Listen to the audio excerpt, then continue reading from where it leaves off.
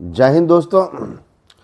अभी मैंने प्याजे पर वीडियो बना रहा हूँ और इससे पहले मैंने प्याजे पर 2 वीडियो बनाया था जिसमें आपको बताया था कि सम पीपल कांट फोकस, यानी सेंसरी मोटर स्टेज क्या चीज़ होता है 0 से 2 वर्ष की अवस्था में।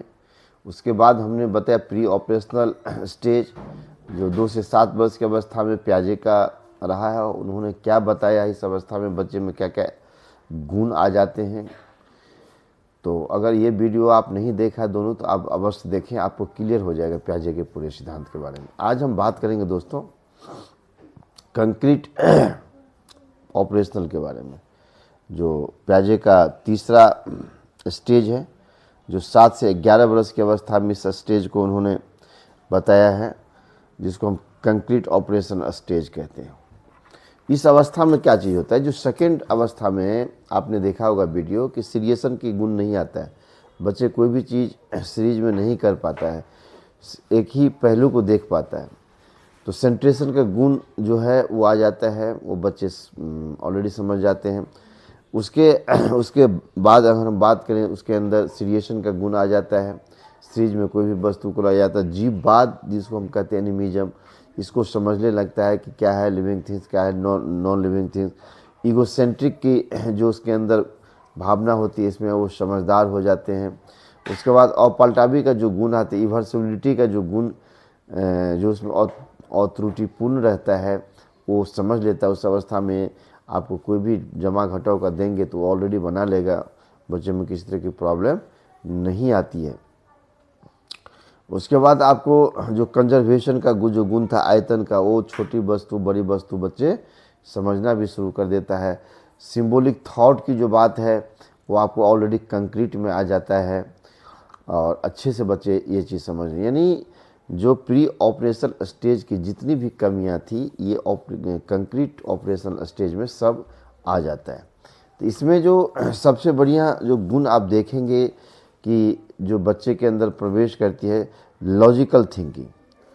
लॉजिकल थिंकिंग जो मूर्त चीज़ को बच्चे जो देखता है वो ऑलरेडी जो देखता है उसके बारे में वो थिंकिंग दूर तक करना सोच लेता है। बहुत इंपॉर्टेंट चीज़ है आपको लॉजिकल थिंकिंग के बारे में, जो मूर्त चीज़ों के बारे में। लेकिन कौन से मूर्त चीज़, जो चीज़ नहीं देखता है ना उसके बारे में वो ज़्यादा कल्पना नहीं कर पाता है। जिस वस्तु को देखता है उसी के बारे में वो दूर तक सोचता है कि ये वस्तु ऐसे हो सकता है, ये वस्तु का आकार प्रकार ये सब ये हो सकता है। तो इस अवस्था में सिर्फ मूर्त चीज़ों को वो देखता है। उसके बाद रिवर्सिबिलिटी का गुण आ जाता है, उसमें ई रिवर्सिबिलिटी था, इसमें रिवर्सिबिलिटी का गुण आ जाता है, पलटावी का गुण आ जाता है बच्चे के अंदर। इसमें डिसेंट्रेशन, उसमें आपको सेंट्रेशन था, इसमें डिसेंट्रेशन का गुण आ जाता है। लंबाई और चौड़ाई को बहुत बढ़िया से बच्चे समझने लगता है।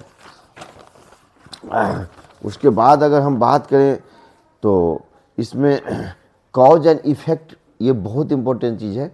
कॉज और इफेक्ट के बारे में बच्चे जान लेता है, कारण और प्रभाव क्या होता है, किस चीज़ के कारण से क्या होता है, उसके प्रभाव से क्या होता है। तो कॉज एंड इफेक्ट का गुण आ जाता है बच्चे के अंदर।